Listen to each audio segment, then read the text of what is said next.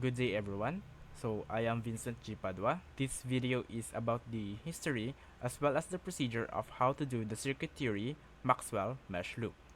So first proposed by James Clerk Maxwell, the method involved a set of independent loop current assigned to as many meshes as exist in the circuit, and those current assigned are employed in the connections of their appropriate resistance when the KVL equations are written.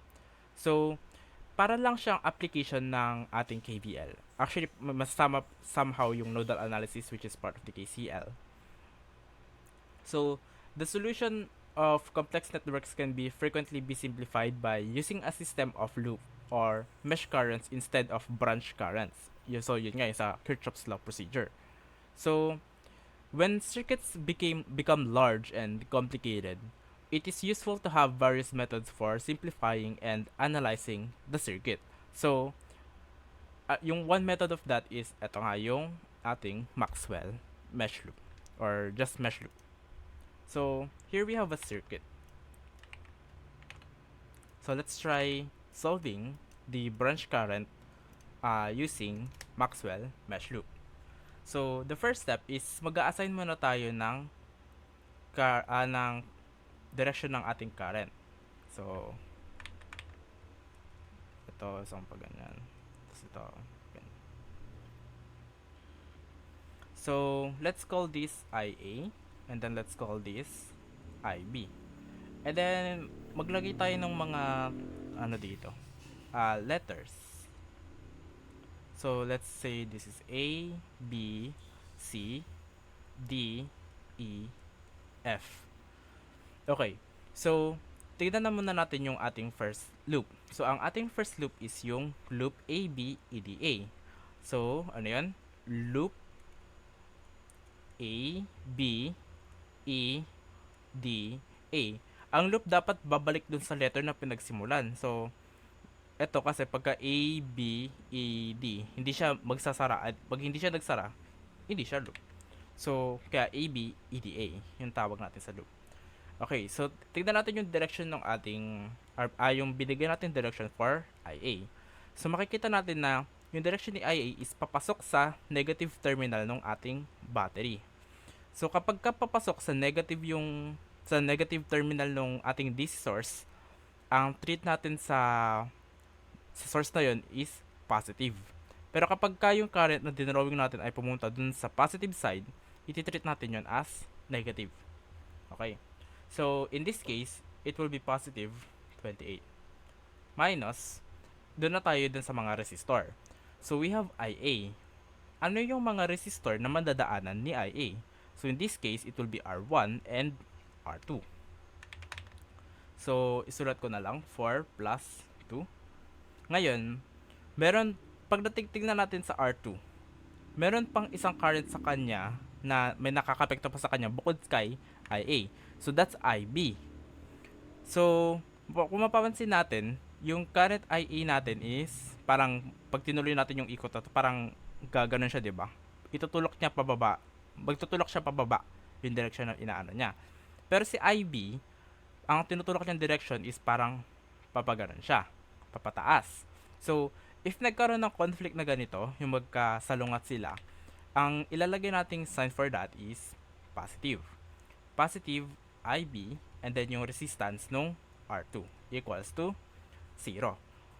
So, isi-simplify ko na lang to ng mabilisan. So, negative 6IA plus 2IB. Ililipat ko na sa 28 doon is equals to negative 28. So, we have equation 1. Next loop. We have loop. Dito naman tayo sa B, C, F, E, F. So, loop B, C, F, E, B, C, F, E, B. Ayan. Tama. B, C. So, dito naman, pansinin natin yung hindi ko pala na-delete itong Wait lang. Sorry.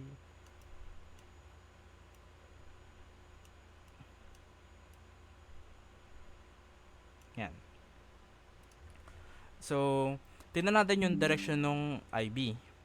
So, yung IB, kung itutuloy natin to, parang nagtutulak siya ng papunta dun sa positive terminal. So, pag papunta sa positive terminal, ang sabi natin dun is, magiging negative siya. So, magiging negative 7 minus IB. Since nasa loop na tayo ng IB, hindi na siya IA dito sa part na to.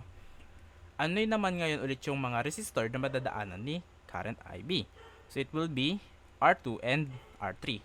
So, it will be 2 plus 1 plus, kasi dito sa part ng R2, again, yung IA natin is nagtutulak siya pababa, and then our IB natin ay nagtutulak pataas. Kaya plus IA times 2.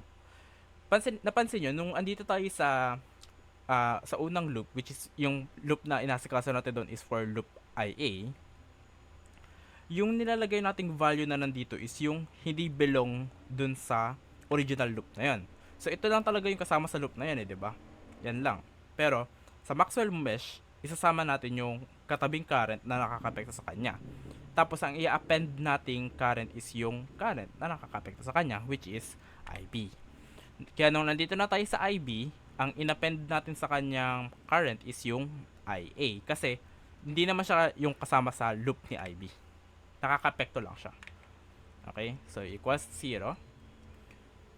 So, this will be, simplify ko na ulit, 2IA minus 3IB is equals to positive 7. So, meron na tayong equation 1 and meron tayong equation 2. So, madaming way, pwedeng via elimination, pwedeng via substitution, pero pwede namang Caltech na lang.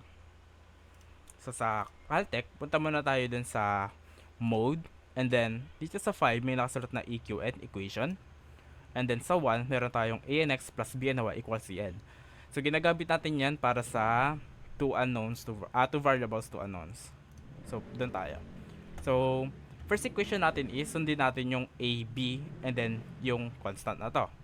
So, magiging negative 6, positive 2, and then negative 28. Next is 2, negative 3, and positive 7. So, yung unang lalabas dito, basically, ito yung IA. So, ang IA daw natin is 5 ampere. And then our IB is 1. So, meron na tayong mesh current. Pero, hindi pa yan yung branch. Usually, ang pinapahanap is yung mga branch current. So, ano yung current na dumadaan kay R1, kay R2, tsaka kay R3. So, mag-assume ulit tayo ng direction ng current. Sabihin lang natin ganito lahat for simplicity. Yung mga nasa, sa direction, tapos ito pababa. Yan. So, pansinin muna natin. Pagdating kay R1, pagdating kay I1, anong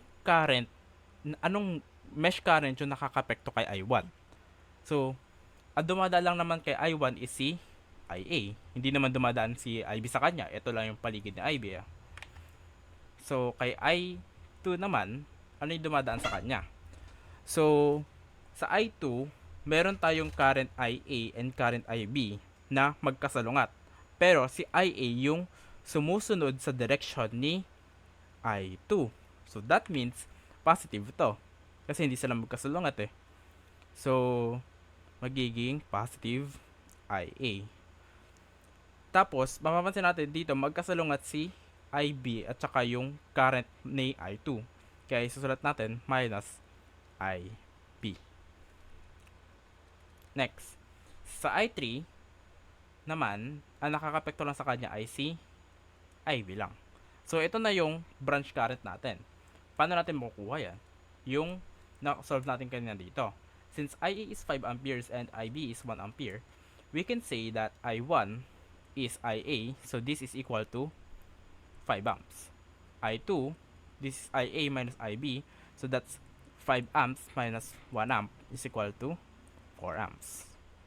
And I3, which is IB lang, you can say that is 1 amp.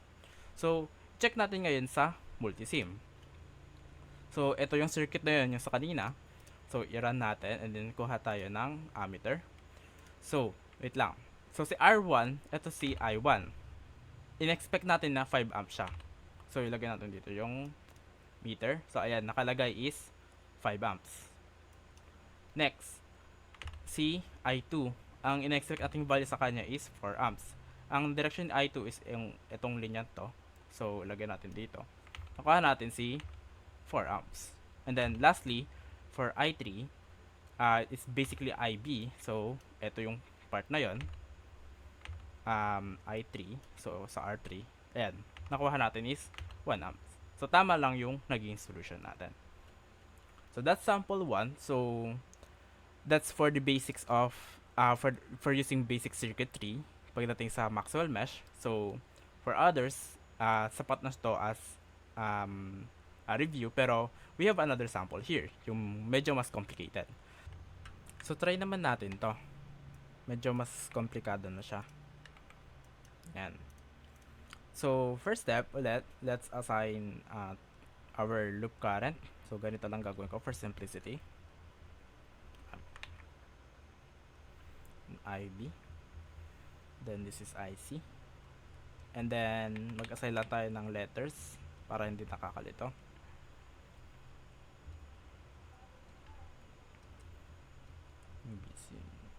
So A, B, C, D, E, F, G, at saka H.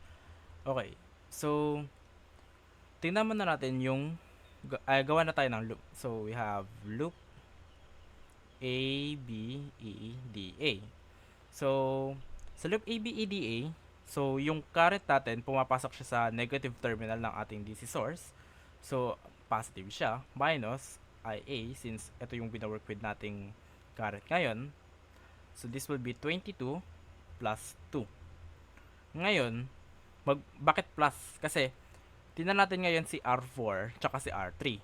Si R4 at tsaka si R3 may nakakapekto sa kanyang current, namely si IB at tsaka si IC. Ngayon, kung titignan natin yan, si IA, parang ito yung direction na ginagawa niya, tapos si IB, ito naman yung direction na ginagawa niya. So magkasalungat. So plus yon. Ganon din kay R4. Si IA, ito yung direction niya, and then si IC, ito yung direction niya, magkasalungat. So para silang plus. So plus IB, ano yung nadadaanan kay IB? So yung 22 plus IC, ano yung nadadaanan ni IC? Yung 2 ohms. So yan na yung loop 1. So i-simplify lang natin, magiging negative 24 IA plus 22 IB plus 2 IC is equals to negative 8. So this is equation 1. Punta ngayon tayo sa next equation. So sa next equation, mapapansin natin yung current IB is papunta pa rin siya dun sa negative terminal ng ating DC source. So positive pa rin siya. So 10 minus IB, since ito yung wina-work with natin. Ano yung resistor na nadadaanan ni IB? So si R1, R2, and R3. So that's 3 plus 2 plus 22. Ngayon, tingnan natin ngayon si R3 tsaka si R2. May nakaka-apekto sa kanya, si IA at tsaka si IC. Magkasalungat pa rin sila parehas. So, sulat natin dito as IA 22 plus si IC naman, na-apektuhan niya si 2 ohms equals to 0. So, simplify again. So, magiging 22 IA minus 22 plus 2 is 24 plus 3 is 27 minus 27 IB plus 2 IC is equals to negative 10. So, ito na si equation 2. So, yung last equation natin, si IC is papunta pa rin sa negative terminal ng ating DC source. So, magiging 12 minus IC. Ano yung mga nadaanan ni IC? So, si 5 ohms, si 2 ohms, tsaka si another 2 ohms. Tingnan natin ngayon si R4 at saka si R2. Si R4 at saka si R2, nakakapekto sa kanya ay si IC tsaka si IA na magkasalungat ulit. Kasalungat ulit ito. Si IC pa ganun. Tapos ito pa ganun. Tapos ito pa ganun. Ayan, magkasalungat sila. Tapos ito naman kay R2, si IC pa ganun. Si IB pa ganun. magkasalungat na naman. So, pares na naman silang plus. So, plus IA times 2 plus IB naka 2 equals 0. So, simplify again. Magiging 2IA minus, plus 2IB minus 9IC. 5 plus 2 is 7 plus 2 is 9 is equals to negative 12. So, meron na tayong equation 3. So, ito si equation 1, ay si equation 3, ito si equation 2, and then we have equation 1. So, 3 equations, 3 unknowns. Pwedeng via eliminations, pwedeng via substitution. Pero again, magkakaltek na lang tayo. So, ganun ulit. Mode, equation 5, and then, since yung kanina pandalawahan lang yun, ito naman pang tatluhan. Yung ANX plus BNY plus CNZ is equals to DN. So, pili natin yung 2. Susulat lang natin yung mga coefficients nila. So, negative 24, 22, 2, and negative 8. 22, negative 27, 2, and negative 10. Lastly is 2, 2, negative 9, negative 12. So, ang IA natin is 1277 over 274 or ilan to? 4.66 amps. 4.66 ampere. Next is IB. 605 over 137 or 4.42 amps. And then IC is 459 over 137 or 3.35 amps. Okay. So, meron na tayong loop current pero hindi pa to yung branch current. So, kunyari, tinanong tayo, ano yung mga branch current? So, mag-a-analysis ulit tayo dun sa circuit parang sa ginawa natin kanina. So, i-assume ko lang na yung mga direction nila is natin ito, pag ganito, si I1. Kung gusto nyo, ito gawin nyo sa I1. Pero arbitrary lang naman. So, yan, si I1. Bilhin natin ito si I2. Ito si I3. Ito si I4. Ito si I5. So, I2, I3, I4, I5. Yan. So, tingnan natin ngayon si I1. So, si I1, ang nakaka-apekto lang sa kanya, ito siya. Ito si I1 si R5. Napagbaligtad ko lang, sorry. So, si I1, ang nakaka-apekto lang sa kanya ay si IC lang. So, we can say that I1 is equals to IC. Next, si I2 naman. So, si I2, ang nakaka-apekto sa kanya, so ito yon si R4, ang nakaka-apekto sa kanya ay si IC at saka si IA. Pero alin sa kanila yung positive at negative? So, tignan natin yung dinrawing nating direction. So, in this case, yung dinrawing nating direction ni I2 is papakanan. Ngayon, si IC, papakanan din. Pero si IA, papakaliwa. So, in this case naman, pagka parehas sila ng direction, ito naman yung nagiging positive. Tapos yung sumasalungat, ito naman yung nagiging negative. Kabaligtaran nung sa kanina. So, since si IC ay ka-direction niya, and then si IA ay hindi. So, IC minus IA. So, punta naman tayo sa I3. So, sa I3 naman, nakaka-apekto sa kanya ay si IC at saka si IB. Si IC, ka-direction niya, si IB, hindi. So, IC minus IB.